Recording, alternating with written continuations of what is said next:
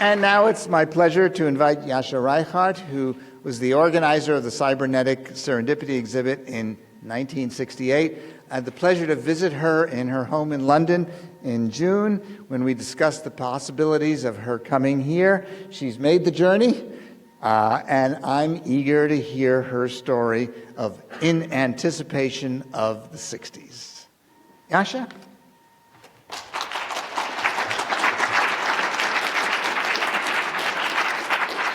Thank you.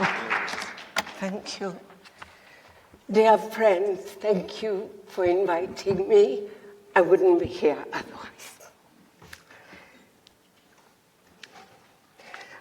Early computer art and video belong to the 1960s, but the path connecting art with science and art with technology were led much earlier, mostly in the 1950s, and this is what I shall talk about. To begin with, the process leading, let me start again. To begin with, the process leading to what we now know as media was very gradual. As you know, the 50s did not represent the beginning of the links between art and science and technology, but it was then that this process started gaining momentum. It happened in the studios of individual artists, it happened in collaborative projects, and it gathered momentum in discussions about art and science. Today, very few people talk about the 50s, and that is a pity, because despite the grimness of that decade, and yes, it was very grim, it was a decade with an undercurrent of excitement. What was happening was essentially new, very new. Today, few innovations are as unexpected as were the new ideas during the 50s. So, what did the 50s look like? That's the size of the telephone used for talking and nothing else. Fiberglass is the common artificial material. At the National Radio and Television Exhibition at Earl's Court in 1953, this was the largest television set ever shown in public. It had a 27-inch screen, that is about 6 to 8 centimeters. And at the same exhibition, housed in a transparent, waterproof plastic case, is a portable wireless set suitable for picnic parties. A 1950s robot at the Earl's Court exhibition. And here we have the National Bureau of Standards Eastern Automatic Computer in Los Angeles, used to find the perfect number. A perfect number, of course, is a number which is the sum of all numbers that divide it except itself. For instance, number 6. Until this computer was used, only 12 such numbers had been found. But this computer found 5 more. So these are some examples of the technology we were presented with in the 1950s. Now I shall touch on 3 very different developments during the 50s, which laid down the foundations for connections between art and science. 1, the beginnings of kinetic art in Paris. Here is a view of the first important kinetic art exhibition at the Denise René Gallery in Paris, 1955. 2.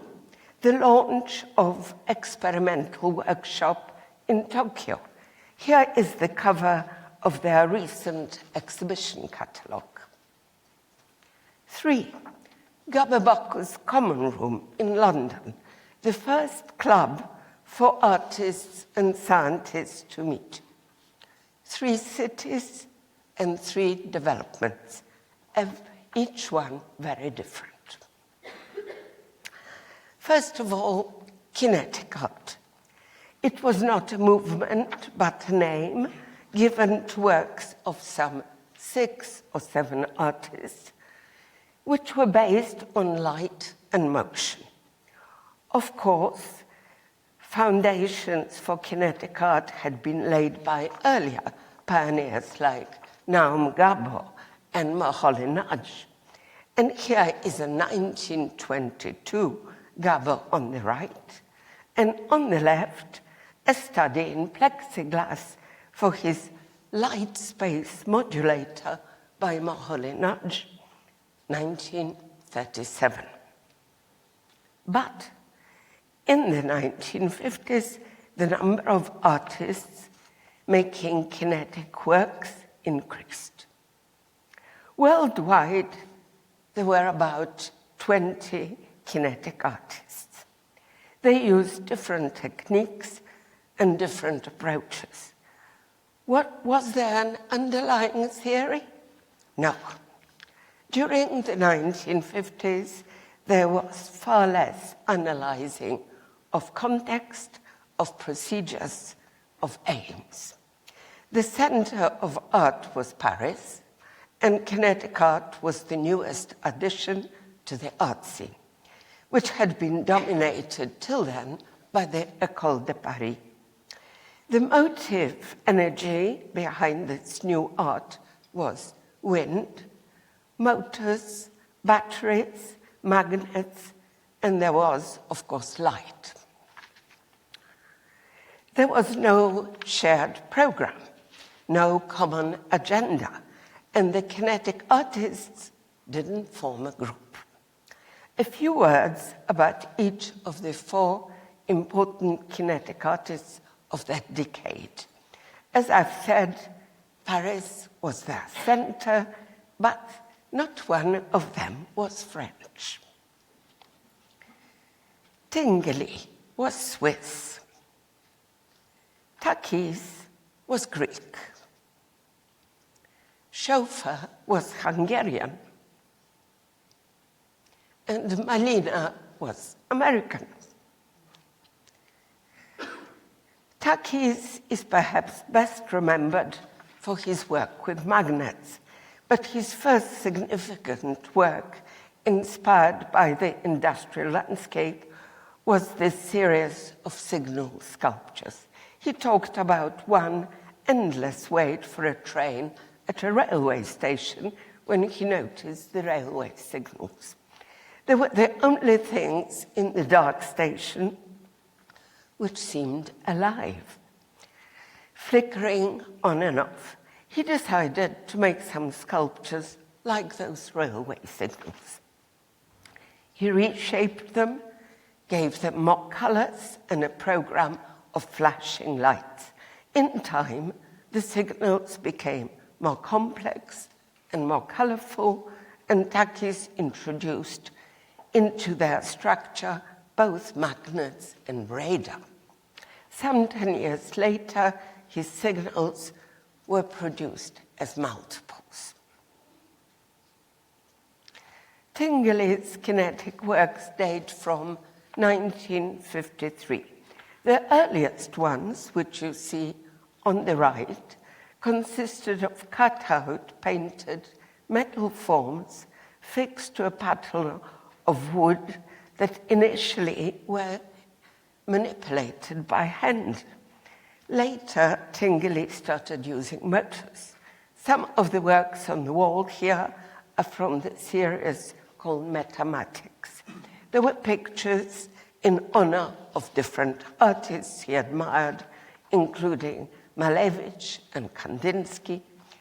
Behind the wooden panel of each of these compositions were wires and motors, and each of the elements moved at a different time and at a different speed. Some works incorporated sound, and in 1959, Tingley made his first automatic painting machine, which produced works similar to the prevailing style of the time, gestural, informal paintings composed of sketchy lines. Tingley's poetic purpose was to make joyful, liberated machines, of which neither he nor anyone else was in complete control. Other typical works of his at the time were his steel wire structures of thin metal wheels with protruding wires revolving at different speeds. Schoeffer had started thinking about interactive works already in the late 1940s, and it was then that he developed his theories of spatiodynamism, his first cybernetic sculpture, and in fact, the first cybernetic sculpture ever made was constructed in 1956. It consisted of flat strips and rods of polished steel fixed to a base mounted on rollers. The sculpture flapped its winged plates, moved its frame, and rotated in response to whatever was happening around it. It responded to sound, to movement in its vicinity, and to colored light. He called it CISP-1, combining the first two letters of the words cybernetics and spatiodynamism. In 1956, it performed with dancers at the Avant-Garde Festival in Marseille in a ballet with choreography by Maurice Béjart. Schoeffer's aim was to develop an interactive theater. He wanted his theater to be a city, and towards the late 1950s, he was already making plans for a cybernetic tower, which was realized 2 years later in Liège in 1961. The tower was animated by the weather. The role of the artist, Schoeffer said, is not just to make something, but to open up the possibilities for something else to be created or to happen. This aim he and Tingley shared. They both wanted their works to have a life of their own. The fourth artist is Frank Malina. He was, first of all, as you all know, a scientist, a US aeronautical engineer involved in the first space flight project, as well as a geophysicist. In 1953, he decided to devote himself to art, started with painting, and then began to make kinetic reliefs. His works looked like abstract shapes of stained glass in motion. The 4 layers of their construction could not have been deduced from looking at the completed work. In front, with a diffusing screen made of plastic or wire mesh, then a transparent sheet on which Malina painted the main composition in different colors, and behind were cut out painted shapes which rotated with the aid of an electric motor. The background, the 4th layer, consisted of electric bulbs or fluorescent tubes, some of which were colored. Malina called these reliefs lumidine paintings. He associated his flowing, colorful images with celestial events invisible to the naked eye. What all these artists have in common is to relinquish absolute control over their works. The works are completed in the sense that they begin to function, but what they look like when animated cannot be anticipated in detail. This is one of the ways in which these works prefigure the random systems which became an important feature of the art of the 60s. So that was Paris. In Tokyo, the situation during the 1950s was different. Artists experimenting with new techniques worked together as a group. The group was called Jiken Kobo, or Experimental Workshop. It was so named by the critic Shuzo Takiguchi, who is here on the extreme right. He claimed that experiment is the starting point of both science and new art, and furthermore, that experiment has its own value. It doesn't necessarily have to produce anything. Launched in 1951, Jiken Kobo continued for 7 years. The inauguration of the group coincided with the year when Japan returned to self-rule, and one can't overestimate the influence that this had on the enthusiasm and energy that now accompanied progress in art. One of Jiken Kobo's early presentations was the stage production of La Joie de Vivre, made to coincide with Picasso's exhibition in Tokyo in 1951. It was a tour de force of improvisation with music, choreography, and design worked on simultaneously and at great speed by the whole team. Another spectacular work was the ballet Future Eve, about an ideal female android.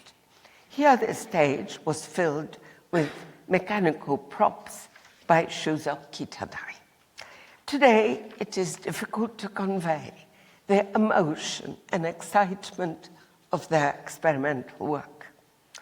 Jiken Kobo had no institute, no office, no home. It was an itinerant organization which met different locations and created its presentations in different venues. As Katsuhiro Yamaguchi later explained, it was like a Bauhaus without a building. There were 14 members, 5 artists, 5 composers, a printmaker, a lighting engineer, a scene designer, and a poet who was also a music critic. None had formal art education. For instance, Toru Takemitsu and Joji Iwasa, the 2 experimental composers, were both self-taught. Katsuhiro Yamaguchi, who later became the great pioneer of media art in Japan, was a lawyer.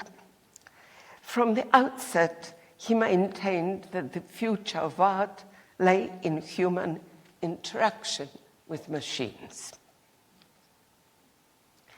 Here is the group with their equipment working on the automatic slide projection, which was initiated by the poet and music critic Kuniharo Akiyama.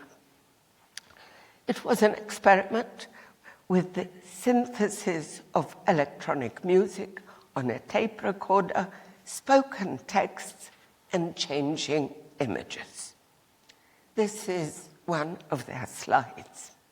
The work of the group was based on the fusion of the different disciplines, the juncture of sound and image, film, performances, and environments, which incorporated illusions and other visual effects. Here are images from their film called Silver Wheels.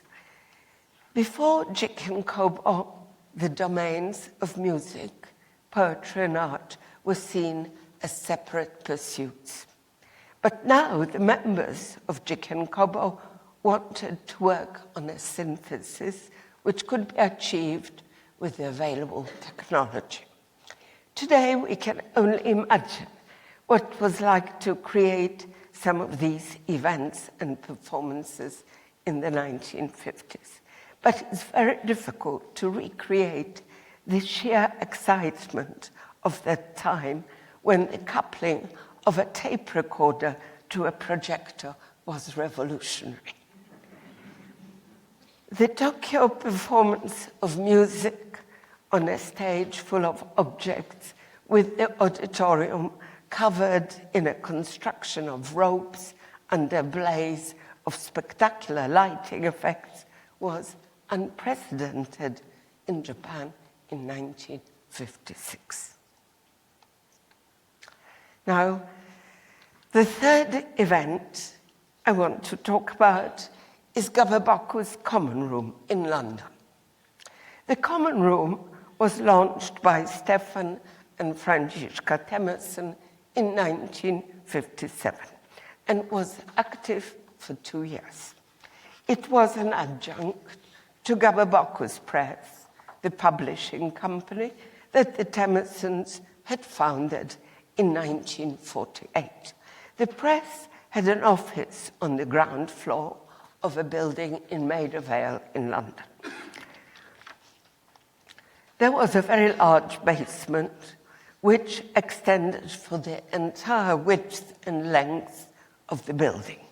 It was empty, and the Temersons decided to start a club there for people interested in art and science. Hanging in the foyer upstairs, there was going to be a human or animal skeleton for the visitors to see and to treat as a sculpture. There were models of molecules for the visitors to play with, and structures made of bits of wire and colored string, representing hyperbolic paraboloids, intersecting surfaces, and other mathematical models. The purpose of the Common Room was to counteract the idea of art and science as two separate cultures that had been propounded by C.P. Snow. Snow's lecture was delivered in 1959, 2 years after the Common Room had started making connections between them. Snow maintained that the distance between what he called the two cultures cannot really be breached for a great number of reasons, some of which are still trotted out today. For instance, that science is based on proof and art is not, that scientists are ignorant of literature and those involved with the arts are ignorant of science, and that this is due mainly to our education system in which students are made to specialize in either one or the other from a very early age. Stefan Temerson approached the subject differently.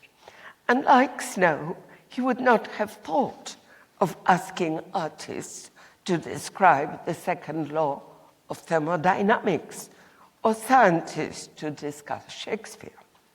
He ignored the problems of lack of communication between the two groups.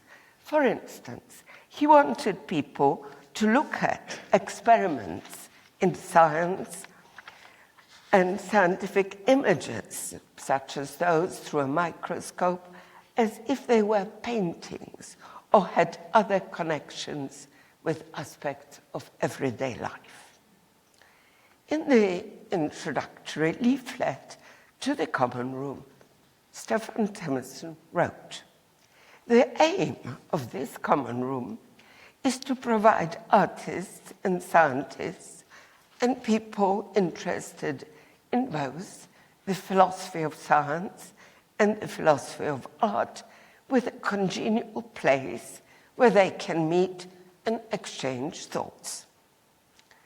Since we live in a world where both cultures coexist, mix, and affect one another, Stefan thought of both scientists and artists as explorers of the universe. That universe can be that of outer space, or of a molecule, or the individual experience of an artist or a poet. By recognizing that we are sharing this contemporary world, we become involved in all that it has to offer. That was the idea underpinning the Common Room. Here is the Common Room program of the first 12 Thursday evenings. It includes talks on cybernetics, philosophy of science, electronic music, poetry, mathematical models, and art and science.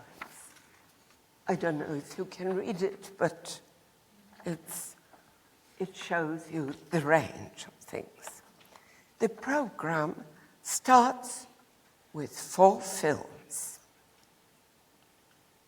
High-speed film of drop formation, photoelastic stress analysis, A Lesson in Geometry, 1948, by Mario Bava, for which I don't have an image, and Len Lye's film Color Box, of which you see 3 strips at the bottom.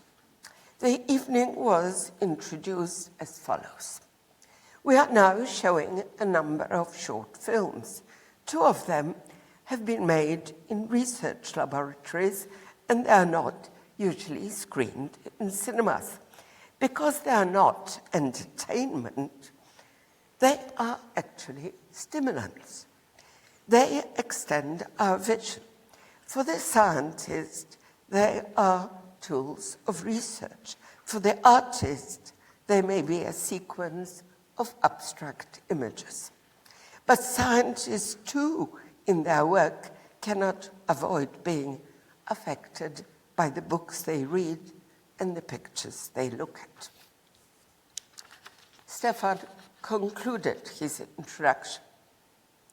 And thus, the arts and science become interlocked inescapably, and the circle is closed. What the audience, of course, noticed in these films was the common aesthetic of the images.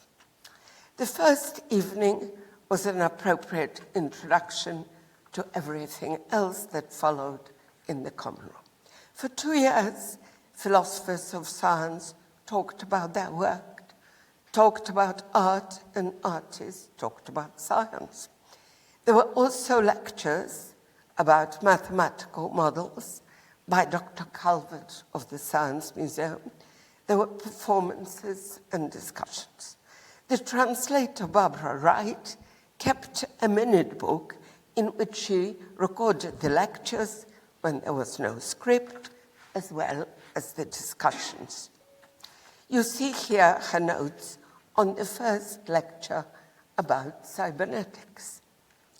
There was no tape recorder, no slide projector, and when images were used, there was an epidiascope on which one placed the illustration or book upside down and which projected the image on the screen. There were also some experiments with stereoscopic vision when the members tried optical instruments like the hyperscope and pseudoscope, which alter the view of one's surroundings. These two examples were made by Terry Pope many years later. I also recall the Stratton prism glasses, which turned everything upside down until some 5 minutes later, when the brain turned everything the right way up once again. The speakers and audience looked to the future. In January 1958, the mathematician I.J. Good, here he is playing chess, speculated about a machine making probability judgments. He anticipated that 50 years hence, a computer could be conditioned to think and produce a consistent body of beliefs and could learn from this experience. We may, of course, he added, find it just as difficult to understand how a machine comes to its decisions as how we find how humans do it. Good's ultra-intelligent machine, which he had written about, was one of the topics of discussion. He said that if such a machine could surpass humans in all intellectual activities, it would be the last invention they would need to make. Gabberbock's common room was London's first art science forum. Closed in the summer of 1959, or rather it closed for the summer and never reopened. Among speculations discussed in the common room that are with us today are microtechnology and the brain's power to operate a mechanism remotely. But the most important new development common to us now, the internet, was not anticipated. Today, we are very distant from the 50s, more distant than the 60 or so years worth of time. Technology in its various guises is our life's blood, and we cannot either live without it or imagine a life without it. No, I got that wrong. No, it's not that we can't imagine a life without it. It is rather that technology has become a part of us, part of our bodies and our homes. No, that isn't right either. So what is it? It is rather that we are losing the sense of difference, of the separation between real life and virtual life, between us and the electronic devices that operate with us, on us, or just without us. The word technology is no longer significant in the context of new media. It can be given back to the engineers. And the ultra-intelligent machine, well, it's likely to become something that I.J. Good had not imagined when he wrote about it. Perhaps one day it will be completely invisible and undetectable, like a matrix that is all around us. So we could say that the efforts made 60 years ago to bring art, science, and technology closer together have been enormously successful, more successful than anyone could have imagined at the time. Yes, I think that's about it. Thank you. Very much.